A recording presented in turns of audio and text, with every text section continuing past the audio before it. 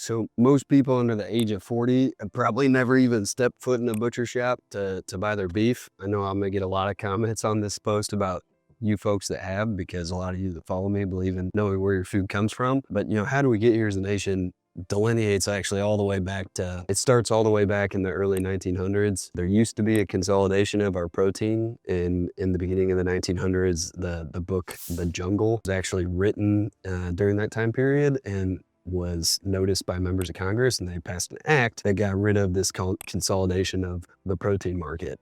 And for about 50, 60 years, you kind of saw farmers starting to figure things out. 1980s, we saw a reconsolidation of food in America, and a lot of the subsidies that we see for corn and beans today were also created then. All of that is why you have seen a massive reduction in processing capabilities as a country. You have 4 companies that control most of your big processing houses.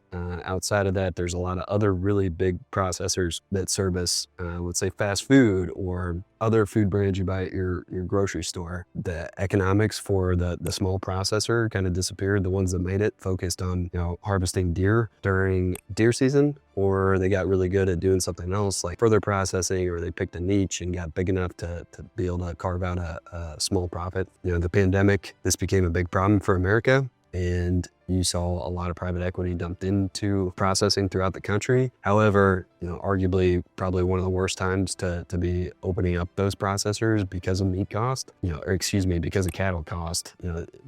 When cattle's expensive, the meat processor makes less. They have to either choose to see their margin shrink or pass it on to the consumer. It's the entirety of the reason why I created dollar provisions. And I think there's a different way to do this, where you are solving the logistics and marketing for the farm and ranch, and you are getting the product to the consumer at the cheapest price point possible. We want to see Americans buy from their farmers first, but if that's not obtainable because of your geographical location, that's where we come in. So let me know in the comments if you've actually been in a butcher shop or not. Curious.